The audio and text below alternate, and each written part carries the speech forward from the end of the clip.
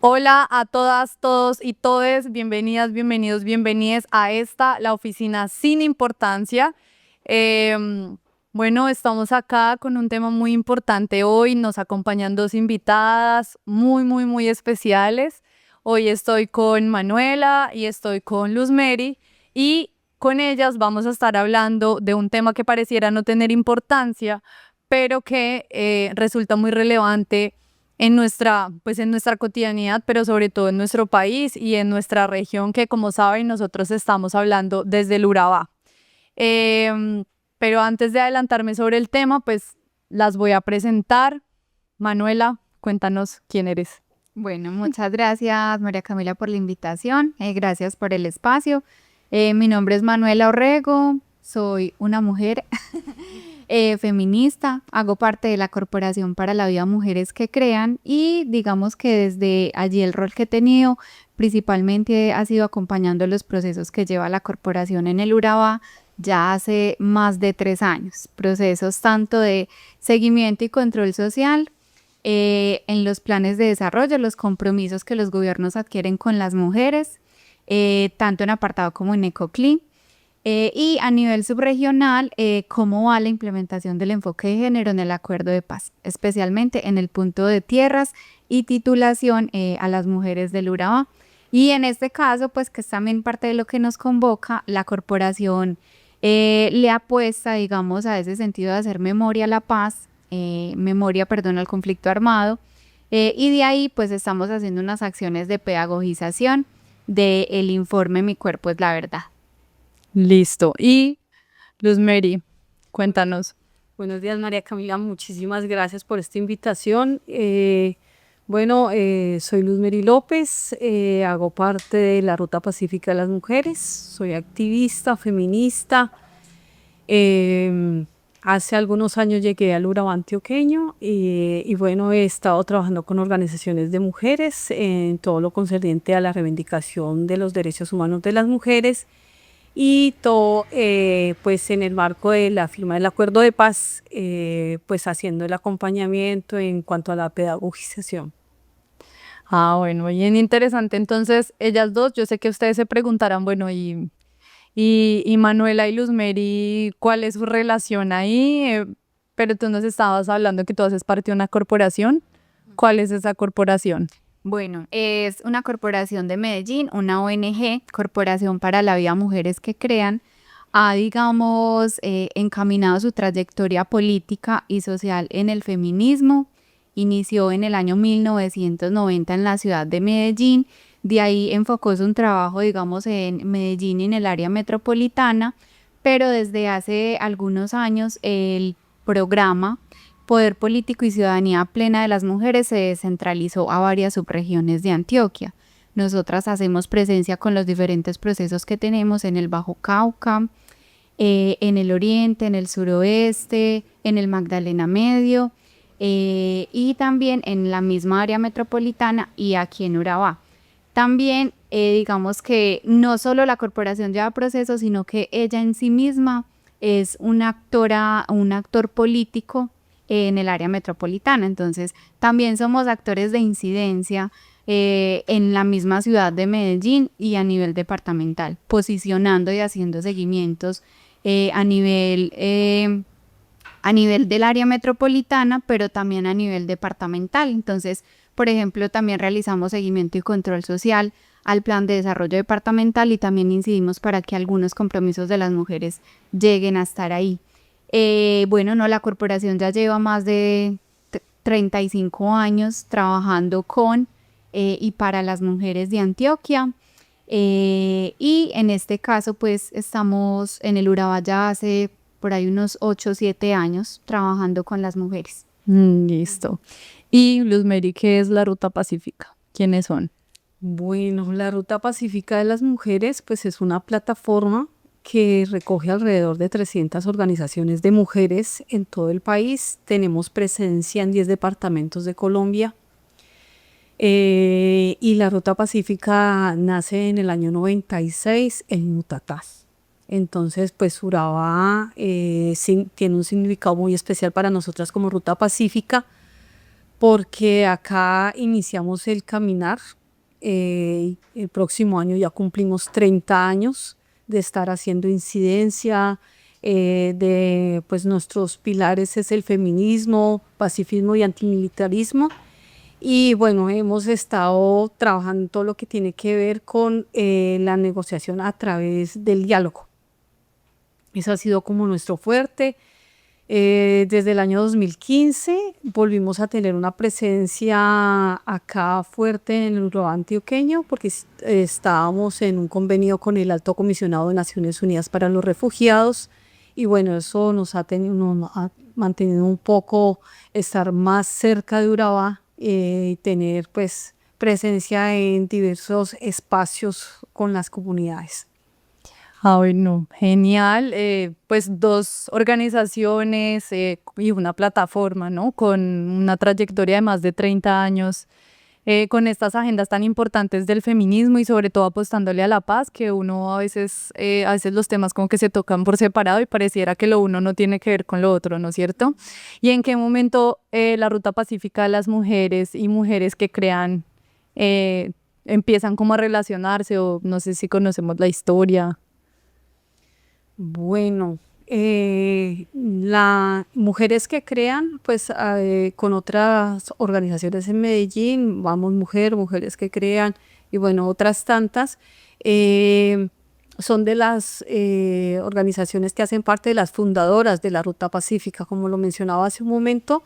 La Ruta Pacífica es una plataforma que recoge alrededor de 300 organizaciones. Entonces, muchas mujeres que hacían parte de estas organizaciones son las fundadoras de la Ruta Pacífica, entonces la relación ha ido creciendo ahí con mucha cercanía. De hecho, la sede de la Ruta Pacífica, el punto focal en Medellín, ha sido durante mucho tiempo en la Casa de Mujeres que Crean, en Prado Centro, entonces siempre ha estado ahí como la cercanía. Entonces es una relación súper cercana. Bueno, y ahora sí vamos a entrar un poco como en materia, ¿no es cierto? Queremos hablar sobre un informe que ustedes vienen haciendo pedagogía. Manuela un poco nos hizo spoiler ahorita. Nos contaba un poco acerca del informe de la Comisión de la Verdad. Antes de que nos adentremos más en qué es el informe y demás, bueno, porque hay un capítulo especial que habla sobre las mujeres desde la Comisión de la Verdad. Listo, entonces pues contarles que este informe viene desde todo el trabajo pues que ha hecho la Comisión de la Verdad con el objetivo de esclarecer qué fue lo que pasó y en ese objetivo de contar qué fue lo que pasó también darle la voz a voces que a veces han quedado silenciadas o que cuando hablamos de historia como en palabras mayúsculas no solemos de pronto tocar esas historias subalternas o historias que vienen desde abajo, que ese ha sido como un enfoque desde la historia y una apuesta también porque hay una historia que debe contarse, que son las personas que realmente vivieron lo que pasó en el conflicto armado. Entonces de ahí surge la importancia de contar qué le pasó a las mujeres porque es diferente la naturalidad de los hechos que vivieron las mujeres, son causas diferentes, que tuvieron consecuencias también diferentes y que se han encontrado también una forma de resistir diferente. Entonces la apuesta es por escuchar a las mujeres, pero también, que yo creo que Luz Mary nos puede también ampliar más esa idea, es una ganancia que tuvo también el movimiento social de mujeres en Colombia, o sea, una incidencia porque las mujeres fueran escuchadas e incluso porque tuvieran un papel cuando se estaba teniendo el acuerdo de paz, con esta frase de las mujeres queremos pactar y no queremos ser pactadas, sino que nosotras también tenemos agencia, no solo en lo que ustedes están negociando, sino también tenemos una historia por contar, que yo creo que ahí Rosemary nos puede también. Sí, bueno, pues antes de eso también como reconocer el papel que las organizaciones de mujeres han hecho históricamente en el país para avanzar en materia de reconocimientos, de derechos y de garantías, ¿no? Como las mujeres que han sido víctimas y sobrevivientes del conflicto armado han tenido grandes apuestas, incluso desde antes del marco del acuerdo de paz más reciente, ¿no? Como todo lo que pasó con la sentencia T025, el auto 092, que también creo que son unos grandes hitos que nos llevan a hoy, o sea, como tener tan posicionado el tema de las mujeres. Y quisiera que nos contaras tú, Luzmeri, cómo ha sido o cuál fue esa pelea de las mujeres también o esa resistencia de las mujeres para que sus voces estuvieran ahí en el informe y que el país empezara a preguntarse cuáles fueron las afectaciones de las mujeres en el marco del conflicto armado.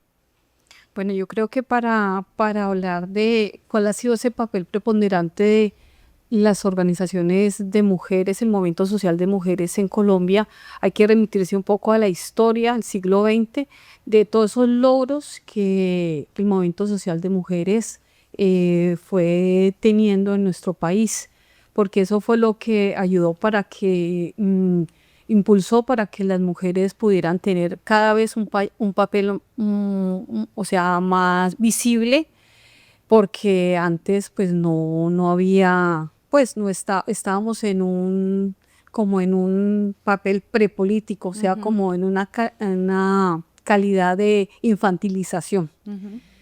Entonces, ya por allá en el 69, ya empezó Naciones Unidas como en el tema de la preocupación que estaba pasando con las mujeres en el marco del conflicto, en el marco de los conflictos en algunos países, y entonces se habló de la resolución 1325, o sea, ya empezó a gestarse todo lo que tenía que ver con la resolución 1325 que se firmó en el año 2000.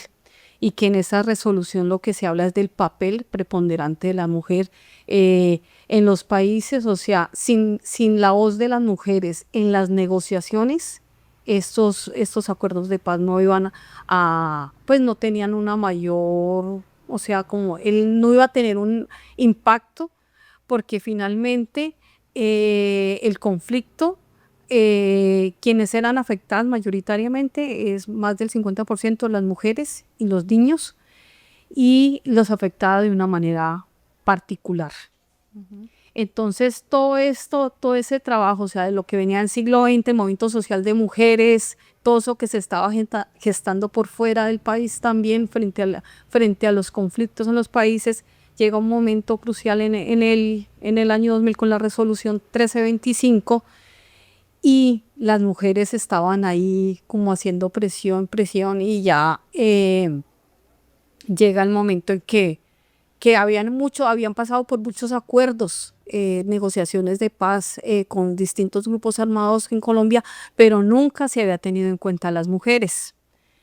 Ya para el 2010 empieza la Ruta Pacífica de las Mujeres con la Comisión de la Verdad de las Mujeres, y eso ya empieza a poner en otro lugar a las mujeres, porque es hablar, y es el tema de la memoria, porque han habido unas memorias oficiales y unas memorias subalternas, como lo mencionaba Manuel hace un momento, de todos estos grupos que entre comillas lo han denominado minoritarios y que no lo son, porque estamos nosotras las mujeres, los niños, los grupos étnicos, la población LGTBI, que las voces no eran escuchadas, ni en estas negociaciones ni en los temas de la memoria histórica.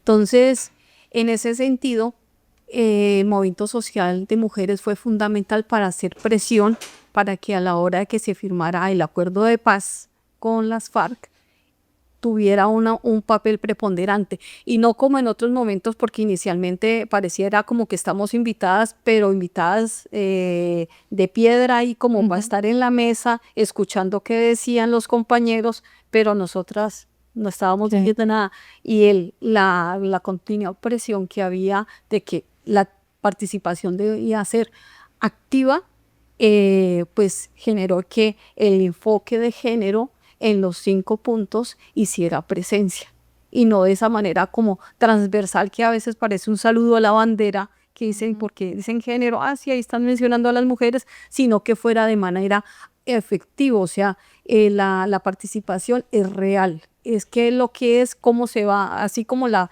guerra nos afecta de manera particular a nosotras, también de qué manera se va a implementar cosas particulares a nosotras como mujeres. ¿Cuáles son esos 5 puntos?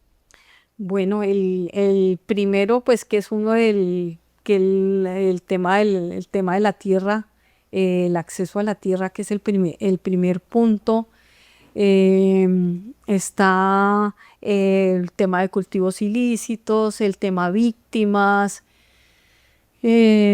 Participación política también, el de no repetición. Ok. Y bueno, yo creo que ahí ya están y los demás también. Sí, Ajá. Eso ya está listo, porque bueno, las personas que nos están escuchando, muchas personas de pronto no se han preguntado o no saben, ¿no es cierto?, que hay un informe de la Comisión de la Verdad, pero que además hay unas, digamos que hay unas particularidades en ese informe, es que el informe tiene unos capítulos también que se preguntan por poblaciones específicas o por lugares específicos. Y entonces también este capítulo hoy es una invitación a todas las personas que nos están viendo de acercarse, aproximarse a este informe. Yo antes de continuar, porque igual les tengo más preguntas, quisiera pedirle el favor a Vivi, que hoy nos está acompañando en los controles, que nos pase nuestras invitadas. Como saben, a nosotros y a nosotras nos patrocina una cerveza aquí el Urabá que se llama Psicosis, y tenemos hoy, nos acompaña una Psicosis que es IPA, y tenemos Jamaica, que ya la conocen también porque solemos tener esta de invitada. Esta es una cerveza roja. Voy a invitar a Luz Mary a que pruebe. A que pruebe nuestra cerveza Psicosis, y también como invitarles cuando vengan a Urabá de que se pidan su cerveza. Es artesanal y es de la región. Gracias. Porque es que tocar estos temas que parecieran no tener importancia nos dan sed. Entonces, es importante.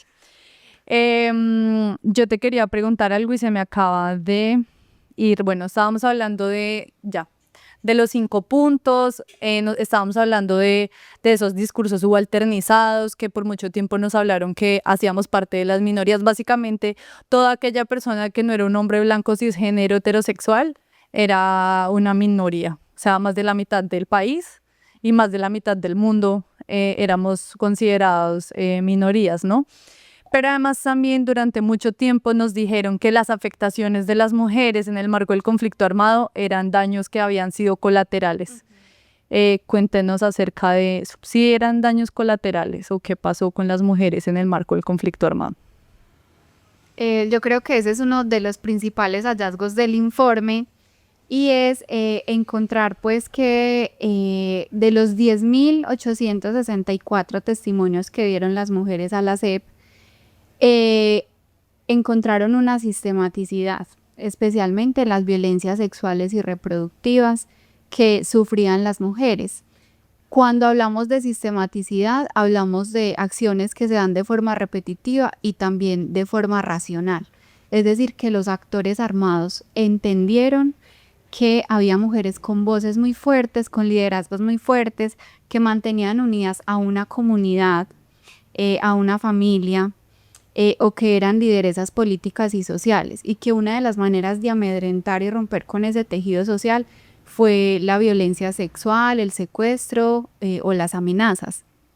Entonces no son daños colaterales, no son como consecuencias de lo que deja un actor armado cuando pasa por un territorio, sino que son también lecturas que hizo ese actor armado de cómo podía, digamos, frenar un avance social y político de una comunidad, y cómo atacar a una mujer que había avanzado en términos de posicionar una defensa del territorio, del medio ambiente, de su comunidad, y también se valió de lo que, digamos, culturalmente, las prácticas culturales hacia las mujeres o prácticas machistas, digamos que se valió de de cómo ese ambiente patriarcal o esas prácticas cotidianas patriarcales que han normalizado tanto la violencia en los cuerpos de las mujeres o en los cuerpos feminizados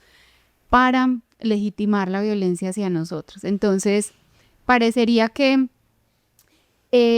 mientras más vulnerable era una mujer en el territorio, más violencia se podría ejercer contra ella sin que nadie también alzara la voz, porque también se encontró pues que la misma comunidad normalizó la violencia que ejerció el actor armado sobre las mujeres. ¿Qué son prácticas patriarcales? Prácticas patriarcales son prácticas históricamente aprendidas donde hay una jerarquización entre un mandato masculino o lo que consideramos masculino y lo femenino. Entonces son prácticas normalmente que nos ponen en una escala menor a nosotras y que están relacionadas con todas las esferas de la sociedad, lo político, lo económico, lo cultural, lo sexual, y que normalmente intenta, digamos, privilegiar algunas acciones que realizan los hombres sin preguntarse, digamos, de qué forma eso nos puede hacer daño. Listo, gracias. Yo ahora les quiero preguntar para que podamos seguir avanzando y es cómo se construye ese informe. Bueno, la construcción del informe pues es el resultado de la documentación.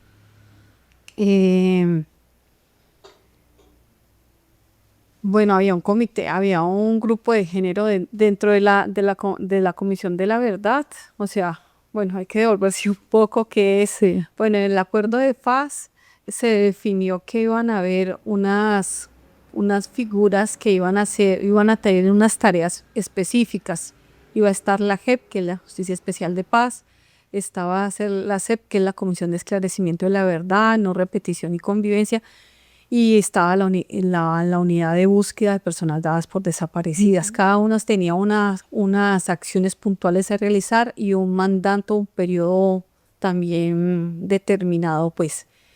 En el caso de la Comisión de la Verdad, que fue como que la que primero empezó su labor para poder que las otras empezaran a desarrollar sus acciones, consistía en documentar a las personas víctimas del conflicto armado. Y pues como pues este informe está por capítulos, o sea, había un especial y como tal también había un equipo especial que abordaba todo lo que concerniente a género. Y pues ahí estaba o sea, como que todos los hechos victimizantes que tuvieran una afectación particular sobre mujeres y población LGTBI. ¿Cómo más? En todas las, o sea, en todo el país, o sea, se estaban documentando. En particular acá en el Urabá antioqueño, pues también la comisión tenía presencia de una oficina que se distribuía pues para documentar toda esta región. Con la comisionada Ángela Salazar que Sí. falleció. Sí, esto es algo pues muy especial porque de los comisionados que había una representación de las víctimas y en el caso de la representación de las víctimas estaba Ángela Salazar, que pues ella vivía acá, oriunda de Tao Chocó, pero amaba Apartado y llevaba mucho tiempo viviendo en Apartado.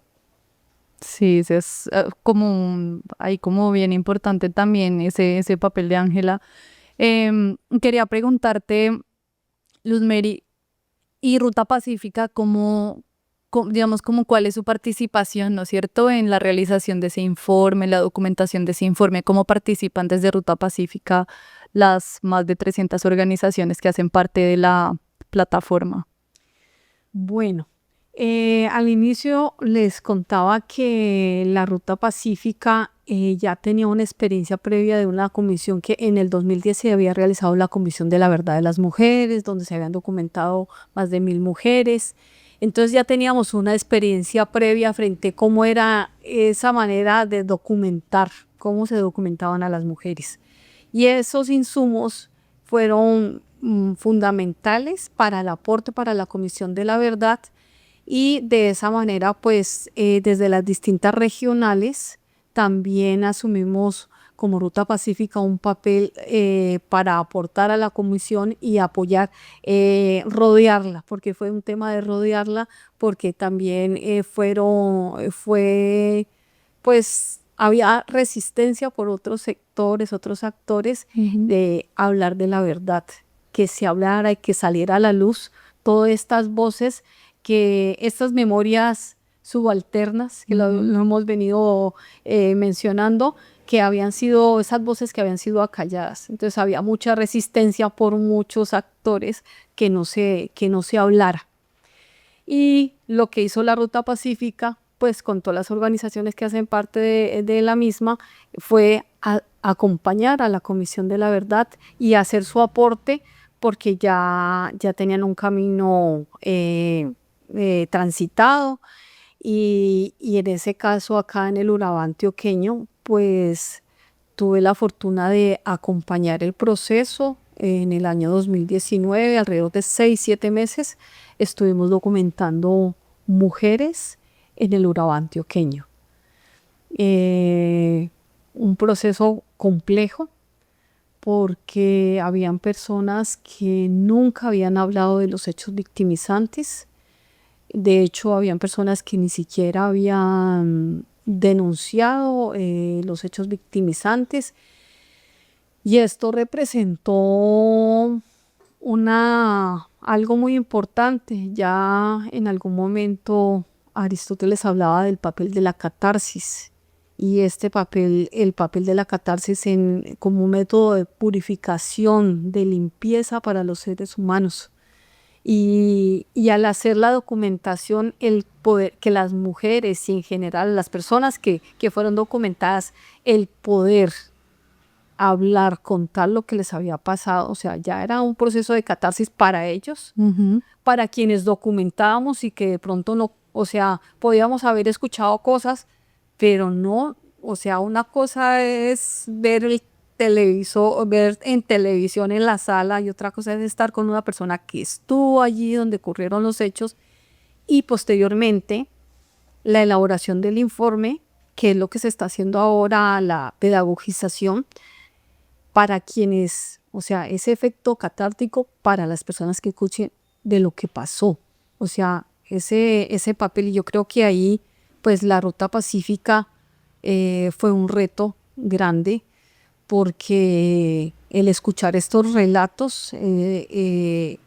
era estar continuamente, y la ruta en eso sí fue muy cuidadosa con quienes fuimos documentadoras, el estar dándonos acompañamiento para que no nos cargáramos, porque es que es muy fuerte, era demasiado escuchar en unos relatos que uno decía, Dios mío, ¿cómo han hecho estas mujeres para resistir tanto? ¿Cuáles son los mecanismos de afrontamiento? O sea, era muy, muy fuerte.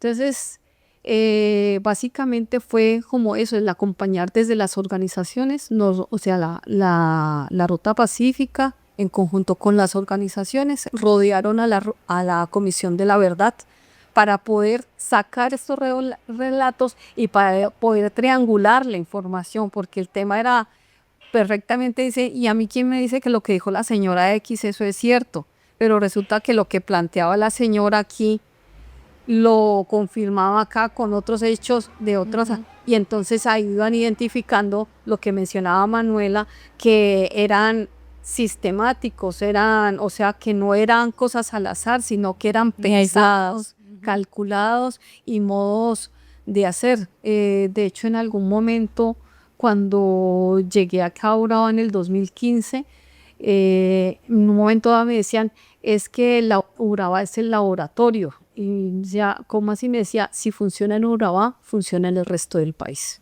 Y eso para mí fue muy impactante. Y básicamente, cuando se documentó a las mujeres, pues uno podía ver esto. Es importante también entender las afectaciones que el Urabá ha tenido en el marco del conflicto armado. De hecho, fue la primera región en sobrepasar las cifras de 100.000 personas víctimas de desplazamiento forzado en el marco del conflicto armado. Tenemos una larga historia, ¿no es cierto? Como que es una de las regiones que ha sido laboratorio, incluso a veces se habla del Urabá como laboratorio de la violencia, y nosotros acá nuestra apuesta es para hablar del Urabá como un laboratorio de paz. Y un laboratorio de paz porque históricamente pues las organizaciones, las personas que han vivido afectaciones directas en el marco del conflicto armado, el sector cultural y artístico en nuestra región, pues se mueve en torno también a resistir, a contar, a hablar de lo que pasó. A veces es muy difícil porque el reto del informe y el reto de quienes quieren contar esas otras verdades es que a veces no estamos dispuestos y dispuestas a escuchar, ¿no? No estamos dispuestas a escuchar todas esas cosas que pasaron y que nos confrontan como país, nos confrontan como sociedad, nos confrontan incluso como personas, y hay muchas personas y muchos sectores que por sus intereses quieren acallar pues esas verdades. Yo les quería preguntar, bueno, ¿y el informe cómo está estructurado? Como que si yo me acerco al informe, ¿qué encuentro ahí? Bueno, el informe, si te acercas al informe vas a encontrar más o menos unas 300 páginas, eso es lo que compone el informe. El informe se llama Mi cuerpo es la verdad, pero ese Mi cuerpo es la verdad tiene 2 tomos, un tomo específicamente para lo que le sucedió a las mujeres y otro tomo para lo que le sucedió a la población LGTBI. El tomo de lo que le sucedió a las mujeres se llama Mujeres, voces que defienden y cuidan la vida. El segundo tomo de la población LGTBI se llama La verdad es arcoíris. Entonces, en esa primera parte de Mujeres, voces que defienden y cuidan la vida, digamos que la comisión responde a 3 preguntas, como que plantea 3 preguntas. ¿Qué fue lo que pasó? Donde se relatan los hechos, qué pasó realmente con las mujeres, donde se recogen las cifras. ¿Por qué pasó lo que pasó? Unas explicaciones culturales de ausencias del Estado, de por qué las mujeres vivieron esas violencias tan profundas y tan terroríficas, porque fue digamos, unas actitudes y unos planes de sembrar terror en la población, y de qué pasó con lo que pasó. Es decir, con eso que pasó, qué ha hecho el Estado, pero también qué han hecho las mujeres, cómo las mujeres se han levantado, han resistido y han empezado a reconstruir esas vidas pues que quedaron como destrozadas, o las comunidades que quedaron destrozadas. Y luego están también las recomendaciones, qué puede la sociedad y el Estado hacer para tomar responsabilidad y para asumir, digamos, acciones y actitudes para que o las historias se conozcan o las historias no se repitan. Esa es como la estructura del informe. Listo. Y no, pues tenemos que seguir hablando más del informe. ¿Cuáles son los hallazgos de ese informe que nos cuenta acerca de las historias de las mujeres y las afectaciones que sufrieron en el marco del conflicto armado? No sé si quién de las dos quiere. Si quieres, yo menciono algunas y Luzmeri también ahí puedes aportar, creo que también ahí hay los hallazgos pues que tiene el informe son bastante gruesos e importantes. El primero es del que ya conversamos ahorita y es que no hubo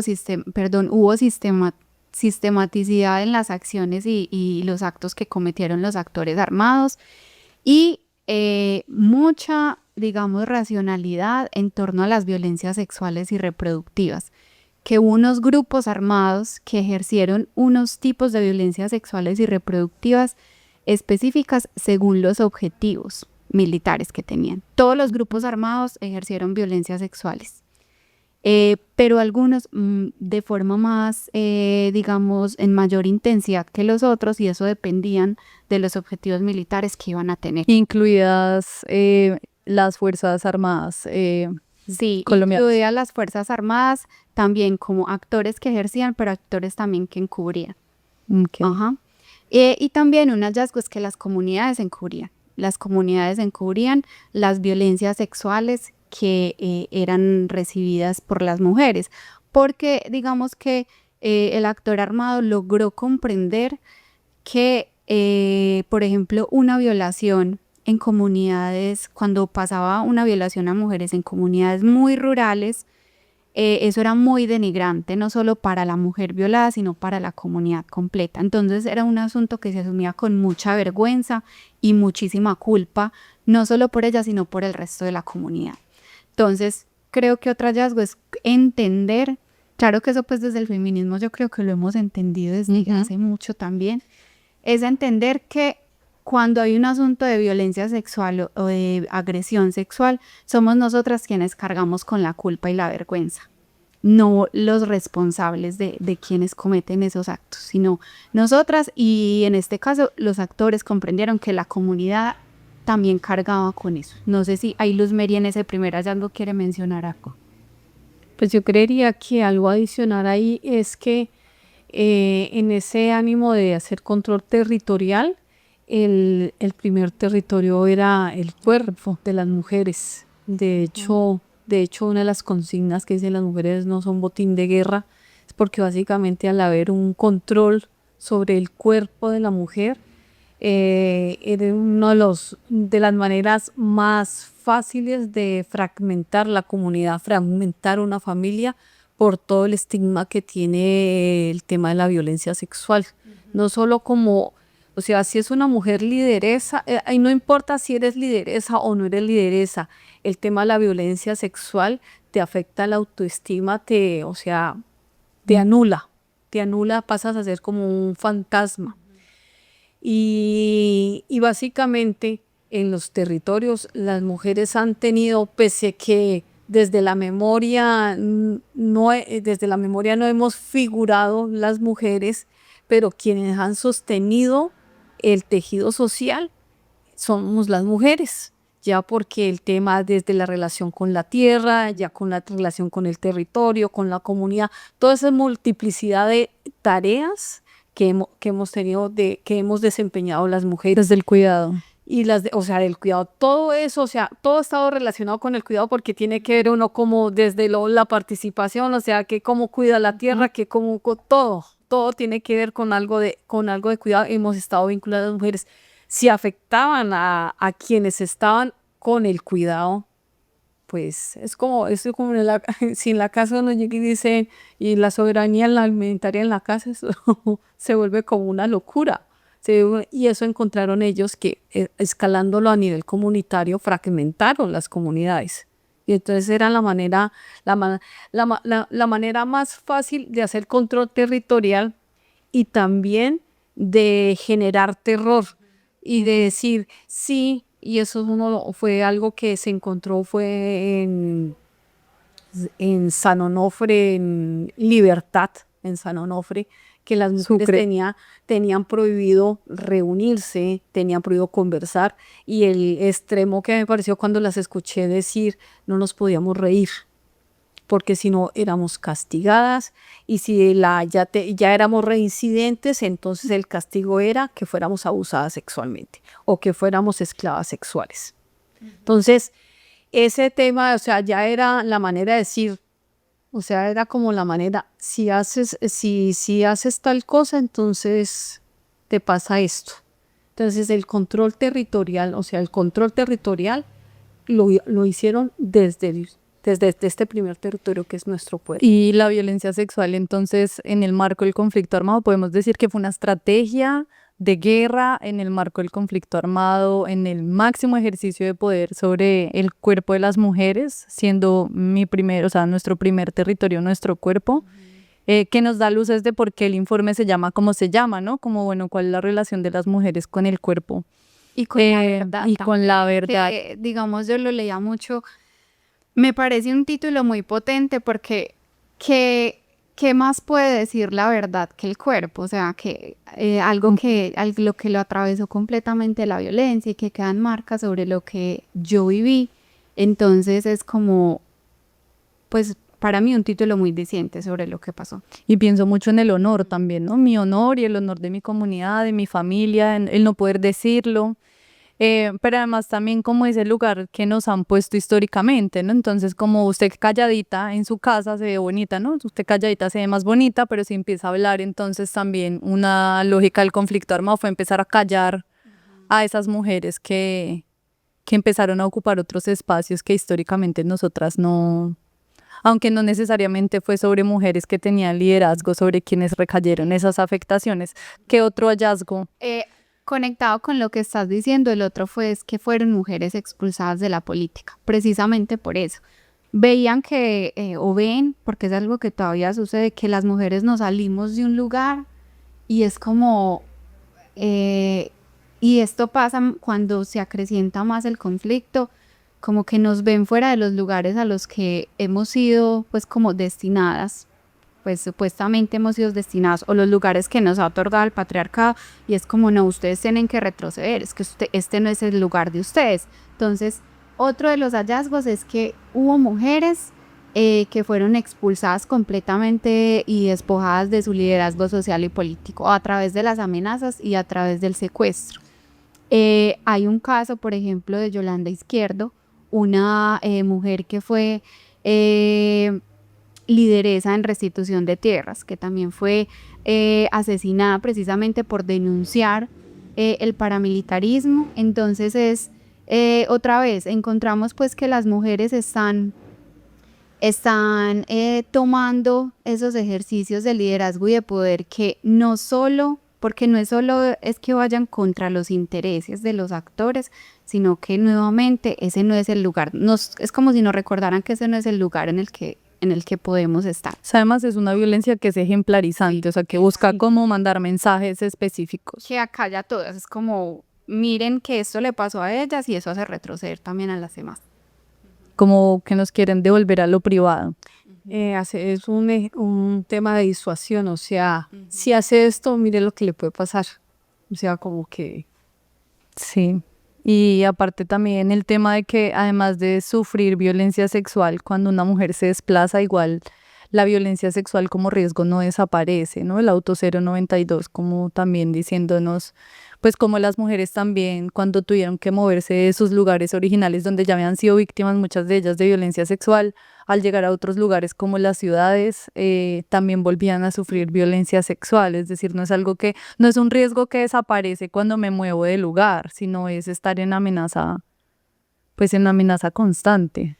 Pues es que es algo, bueno, en algún momento hay un proyecto con ONU Mujeres que se llama Ciudades Seguras, que está presente pues en algunas ciudades en el mundo, y lo que se identificaba en ese estudio, en ese proyecto, era que nosotras no tenemos un lugar seguro, o sea, si estamos al interior de la casa, corremos riesgo, por fuera de la casa corremos también riesgo. Entonces era un tema ahí que el desplazamiento, o sea, ya estás sufriendo un hecho victimizante, ya cargas con una mochila de una cantidad de cosas y llegas a otro lugar y te cargan nuevamente con más cosas o vuelven y ya hay un tema de repetición, porque se habla del continuum de violencias, en el tema, o sea, es algo que se habla en el informe.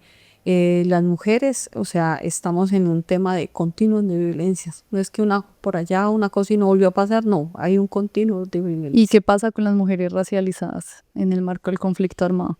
Yo creo que ahí es donde se ve esa jerarquía que culturalmente, digamos, se ha construido sobre los cuerpos de las mujeres. Es decir, mientras una mujer tuviera, digamos, condiciones históricamente que han sido, digamos, más vulnerables que otras, más legítima se hacía la violencia hacia ellas, es decir, más normalizada era la violencia.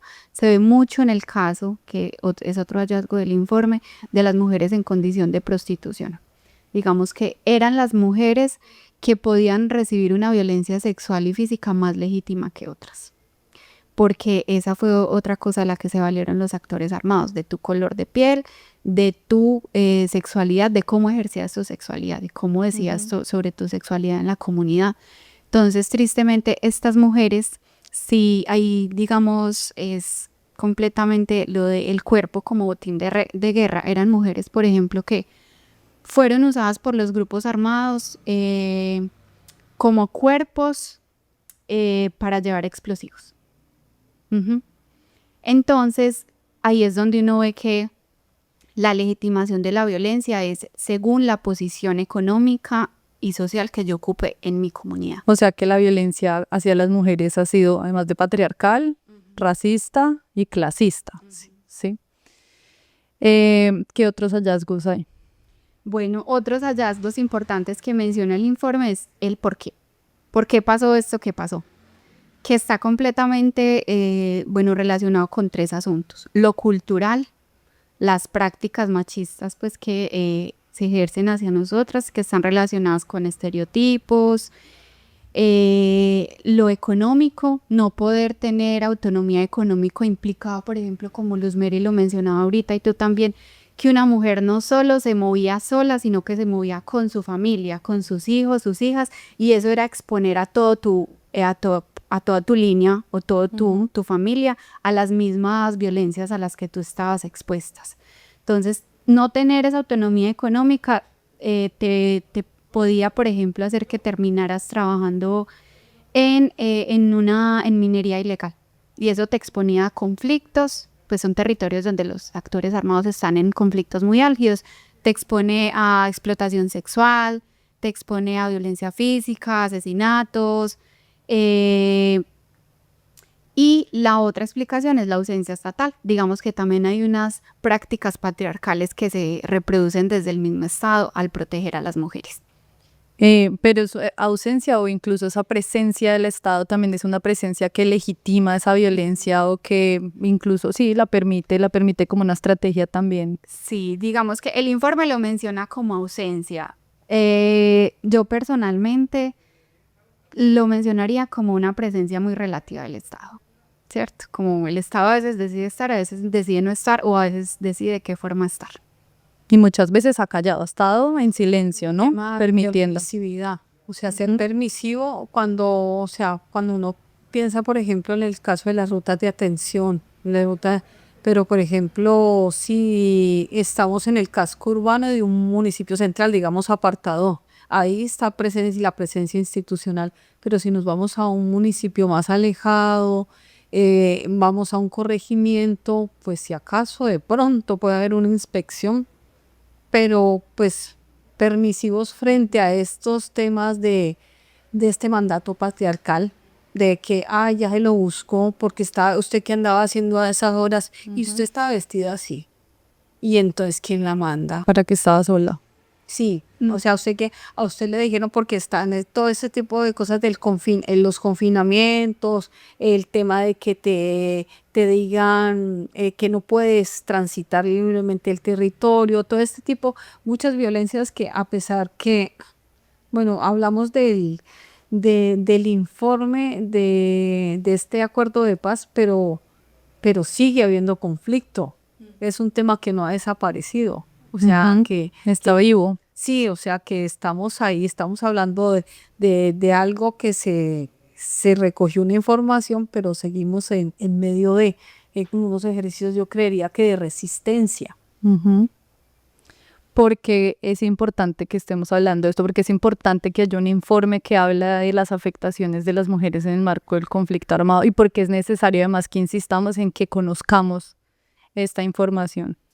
Pues es importante inicialmente por un asunto también de respeto a las mujeres que dieron sus testimonios y pusieron su voz en la construcción del informe, de conocer su historia, de hacer que otras personas conozcan su historia, pero también porque una de las causas principales y que más legitimaron la violencia contra las mujeres es la misma violencia de género, que todavía pasa. Entonces es como todavía no hemos podido digamos cambiar las prácticas que fueron causantes principales de que se cometiera tantos hechos dolorosos contra las mujeres en el marco del conflicto armado y porque todavía hay mucha incidencia que hacer frente al Estado y porque todavía hay muchas cosas que denunciar frente a lo que el Estado y otros responsables hicieron.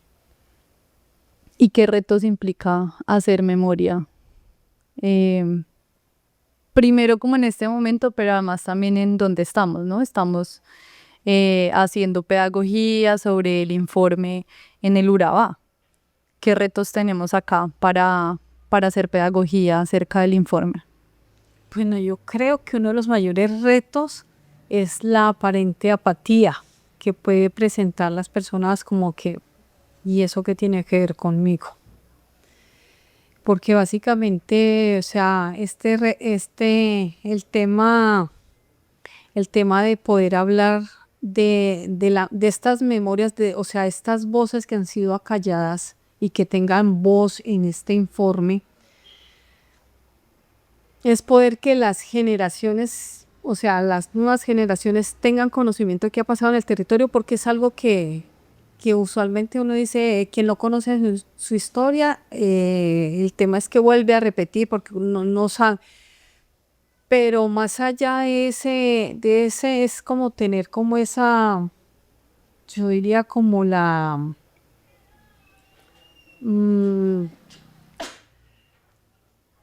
abertura. se me fue, Empatía.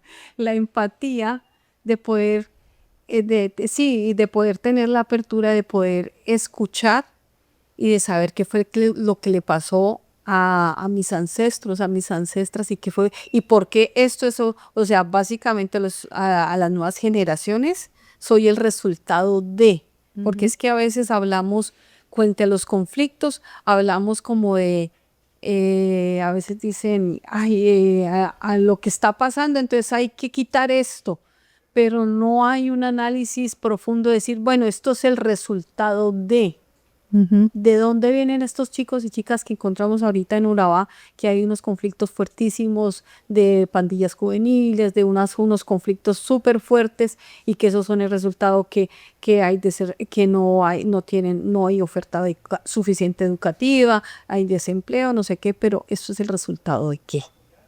Y entonces por eso es importante este informe, porque esto le va a PISA a decir, a tener como una idea por qué es que está pasando esto. Esto no está pasando a la loca, esto no es un hecho aislado. Entonces la importancia de esto, de poder llegar a la comunidad en general y a las nuevas generaciones con el informe es que nosotros mientras sigamos dándole la espalda a esto, o sea, vamos a seguir transitando por un camino, o sea, como que vamos a seguir golpeándonos con las mismas piedras. Es como cuando tenemos una pareja violenta y no queremos escuchar, que sabemos que nuestra pareja nos está engañando, pero nos negamos a escuchar. Yo lo veo un poco así como es de lo más cotidiano, como es como cerrar los ojos a algo inminente, es decir, como estamos en una situación que tiene unas causas que no queremos escuchar. Y es como si muchas veces estuviéramos como tapándonos los oídos a propósito porque no queremos, somos apáticos, no queremos escuchar eso. La pregunta también es ¿y por qué no lo queremos escuchar? ¿De dónde proviene esa resistencia a la escucha, esa resistencia a tener que enfrentarnos con esto que nos pasó y comprenderlo, ¿no? ¿Cómo llegamos a esas personas? Y les voy a hacer esa pregunta. ¿Cómo llegamos a esas personas que no quieren escuchar? Pues a ver, una o sea, yo creo que aquí llegamos como un punto a hablar de qué herramientas, o sea, uno de afrontamiento y de otras cosas, cómo logramos captar la atención de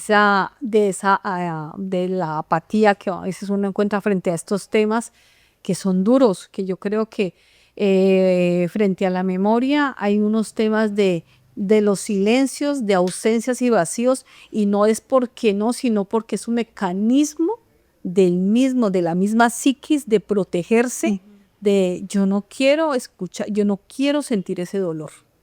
Es un tema también de la psiquis que se cubre. Se cubre. La manera con la experiencia que he tenido en territorios afectados fuertemente por el conflicto armado, creo que una de las herramientas ha sido las artes. A través de las artes es un mecanismo que soltamos como esa coraza y nos permitimos escuchar, nos permitimos conectar. Otra de las herramientas, por decir algo, las mujeres, el tema del relacionamiento con el territorio. El territorio, el tema de la soberanía alimentaria. Hay algo que me parece y de que lo identifiqué de una manera muy grata en San Onofre, Sucre, fue las comunidades negras allá frente a la relación de la reconciliación y construcción de paz a través de la gastronomía. Frente a eso, como a través de un sancocho comunitario nos juntamos todos y a la mesa nos sentamos todos y comemos todos y no estamos pensando si usted de tal versión política, si usted está, o si usted es más blanquito, más clarito, más oscurito, tiene plata, no tiene plata, no. A la hora de estar a la mesa de ese sancocho comunitario había una cierta como igualdad, como tranquilidad. Entonces, mucho tiene que ver con ese tipo de herramientas como las mujeres han hecho como ese trabajo de estar acercando a las comunidades, tejiendo. Las tejedoras de Mampuján en Como Montes de otra vez, María. como empezar a tejer esos hilos, o sea, y tendamos hilos y vamos cruzándonos para fortalecer y volver a lograr como restablecer ese tejido social. Es todo un reto. Sí. Y de la población, digamos, en este ejercicio de hacer pedagogía, ¿hay alguna población con la que sea más retador hablar? Como, no sé, los jóvenes o de pronto personas más mayores, no sé, cómo se me ocurre, como si existe una población con la que ustedes digan, como hemos identificado, que ha sido mucho más retador hablar de esto. Pues hasta el momento no he identificado como, pensé que iba a ser retador con los jóvenes, pero no. Los sentimos muy dispuestos, incluso en una acción que tuvimos esta semana en apartado, los sentimos muy dispuestos frente a escucharnos, a estar en el ejercicio. Sí hay que ser, digamos, más estratégicas en cómo llegamos para que sea más dinámico, para que no se vuelva, digamos, tan cargado por los asuntos de contenido que tiene el informe. Pero yo creo que un reto muy grande es hacer exigibilidad y sensibilizar a los titulares de obligación, es decir, a quienes son responsables de en los municipios ejecutar acciones y ejecutar presupuestos relacionados con la paz y con las mujeres. Creo que el reto está ahí, en hacer una sensibilización grande y lograr compromisos grandes con ellos. Y si yo no me quiero leer las 300 páginas del informe, ¿cómo igual puedo acceder a esa información, ¿no? Porque además estamos en un país que casi no lee. Y pedirle a todo un país que casi no lee que se lea 300 páginas solo el capítulo, ¿no es cierto? De este capítulo en específico, porque pues hay otros capítulos, ¿no es cierto? Que digamos que se está haciendo para poder llevar esas verdades a quienes o no saben, ¿no es cierto? O no tenemos la disciplina, digamos, así, o no está la disciplina de leer ¿qué se está haciendo? Pues? Bueno, desde ahí la corporación en este mes de junio ha realizado varias acciones de pedagogización del informe. Una de ellas la realizamos este miércoles en la Universidad de Antioquia. Fue un conversatorio relacionado precisamente sobre esto, qué contiene el informe, qué podemos hacer. Justo la otra semana, bueno, en este caso, este mismo día que se estaría de lanzamiento del podcast, estamos haciendo acciones pedagógicas en el municipio de Apartado, en el Parque Ortiz. Ahí estaremos trabajando también a través del arte, precisamente en la campaña Sin Olvido, Sin Miedo, Mujeres en Defensa, Cuidado y Protección de la Vida. Y acercándonos, digamos, no solo tanto desde listo, estos son los hallazgos, estos son los datos del informe, sino venga, ¿qué han hecho y qué podemos hacer también para empezar a tejer y construir y mover esa sensibilidad que es comprensible, que está ahí muy cerrada por el dolor y por una decisión de olvidar, pero de movilizar, empezar yo creo que a movilizar y a despertar incluso la curiosidad frente a qué pasó y por qué pasó. Y venga, que es que a las mujeres les pasó, hay una historia muy importante que las mujeres tenemos para contar. Ya es empezar a que no que la persona se lea pues las 300 páginas, pero que al menos sí se empiece a cuestionar y acercarse. La comisión tiene un montón de material pedagógico obras de teatro, están en videos, historias audiovisuales, historias narradas por niños y niñas. Ahí se puede empezar a acercar también desde lo más visual o lo más auditivo. A mí hay una postura de, pues digamos, de quienes estudian la memoria desde la academia, que es Todorov y la memoria ejemplar, ¿no? Y es el comprender que no es recordar el dolor por el sufrimiento, sino recordar para que mi acción futura prevenga lo que pasó, ¿no? Como, sí, como recordar en clave de no repetición, y de hecho lo dice como de una forma muy linda, que dice, es como salirme de mí para reconocer al otro.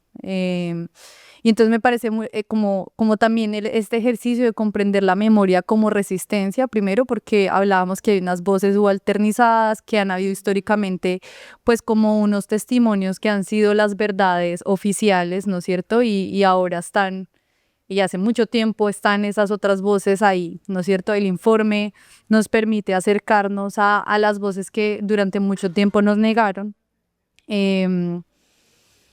Y nada, pues como ahora el reto es este, como que sigamos contando lo que pasó, sobre todo porque no queremos que siga pasando o que le pase a personas que no, pues, no han vivido estas historias, o le vuelvan a pasar a quienes ya tuvieron que vivir esta situación.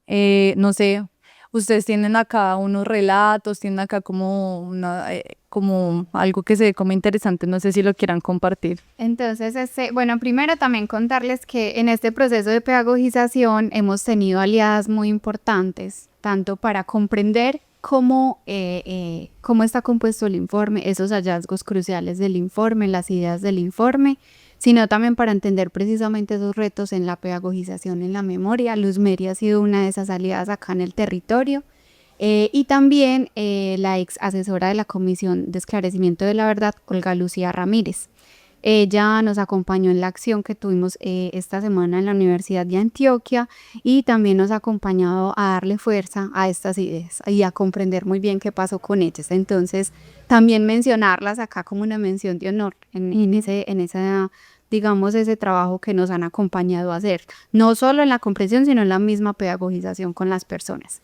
Y esto que tenemos acá hace parte de la campaña, y es que queremos pues, que las personas conozcan al menos un relato de tantos que aparecen en la comisión, en los informes de la comisión. Entonces sacamos digamos, es una especie de carta omisiva que le llega a alguien, y esa persona tiene la posibilidad de conocer el relato y de responderle como a quien cuenta el relato, sobre qué podría hacer para que esto no se repita, o cómo podría dar a conocer esta historia a otras personas. Entonces, no sé si la leo, pues está Sí, para sí, que también, bueno, entonces dice así: sin olvido, sin miedo, mujeres en defensa, cuidado y protección de la vida.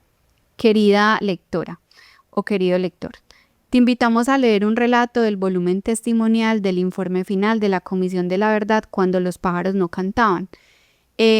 Uno de los informes de la Comisión de la Verdad, que recopila todos los relatos, se llama Cuando los pájaros no cantaban. Hay cartas que beben directamente del informe Mi cuerpo es la verdad, pero también del informe Cuando los pájaros no cantaban. Por allá en el 2004, los pelados me dijeron: vamos pa' Codazzi a coger café. Iban a trabajar en una finca de una señora de apellido Mendoza. Ellos me dijeron: llegamos el 30. Antes de que salieran, me arrodillé por ese presentimiento que tenía. Les dije: por favor, mis hijos, no se vayan. Nosotros no nos metemos con nadie, me dijeron. No nos va a pasar nada. Sí, eso lo sé yo, y mi Dios también lo sabe.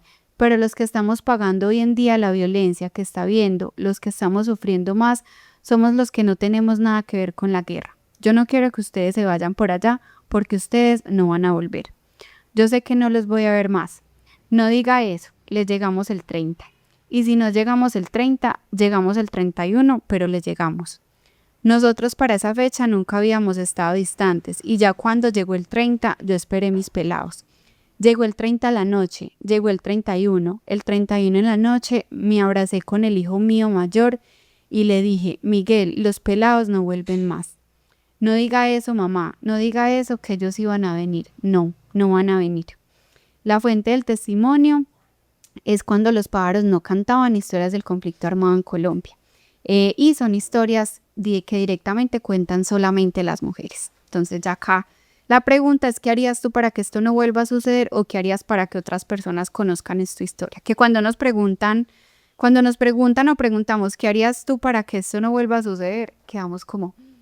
Bueno, entonces nuestra invitación a quienes nos están escuchando y quienes están viendo pues este capítulo, nos respondan aquí en la casilla de comentarios de nuestro canal de YouTube, pues ustedes qué harían, ¿no es cierto? ¿Qué harían para que esto no vuelva a pasar? O que nos cuenten también qué experiencias tienen en el ejercicio de esta resistencia por la memoria. Yo creo que, un momento. Luz Mary, si queremos saber sobre la Ruta Pacífica, ¿dónde podemos encontrar información? Alguien que esté interesado en Ruta Pacífica, ¿dónde encuentra información acerca de ustedes? Bueno, nosotros tenemos presencia en redes sociales, tenemos página web, rutapacifica.org. Ahí pueden encontrar mucho material porque la ruta ha sacado bastante producción. Van a encontrar también los tomos de la Comisión de la Verdad de las Mujeres, también ahí van a encontrar todos estos relatos. La presencia está, a nivel departamental, pues la sede está en Medellín, pero acá en Urabá, pues en apartado estoy yo. La representante de la ruta. Acá ya vemos un grupo de mujeres que hacemos parte de la ruta, de los distintos municipios que hacemos parte de la ruta. Ah, qué bueno. Listo. ¿Y mujeres que crean? Mujeres que crean, bueno, en Instagram o en Facebook como Mujeres que Crean. Y en Google también, Corporación para la Vida Mujeres que Crean. Ahí están todos los informes que hemos realizado, material audiovisual. Y en Urabá, pues por ahora también estoy yo. Y bueno, ya. Bueno, esperamos entonces poder seguir teniendo espacios, siempre los micrófonos de la Oficina Sin Importancia abiertos 100% para ustedes, pero también para procesos que acompañan, ¿no es cierto? Si otra organización quiere venir a contarnos, si hay algo más sobre lo que quieren que sepamos, siempre bienvenidas a nuestros micrófonos. Y bueno, eso es todo por hoy. Les agradezco. Creo que es un tema muy necesario. Pareciera que fuese un tema sin importancia, pero realmente hablar de las afectaciones de las mujeres, de los ejercicios de resistencia de las mujeres y qué ha pasado con las mujeres en el marco del conflicto armado, pues es muy importante para pensarnos hacia qué país queremos vivir y en qué país queremos que las próximas generaciones crezcan. Recuerden que nuestros capítulos completos están acá en nuestro canal de YouTube, Oficina Sin Importancia. También nos pueden seguir en Instagram. Hay una tarea, entonces ya saben que les dejamos ahí unas preguntas para que nos respondan en la casilla de comentarios aquí abajo. Y nada, les agradecemos por estar acá. Un saludo a las personas en apartado que nos estarán viendo en el lanzamiento de este capítulo. Y ya. Sean felices y gracias por seguir la Oficina Sin Importancia. Chao. Chao.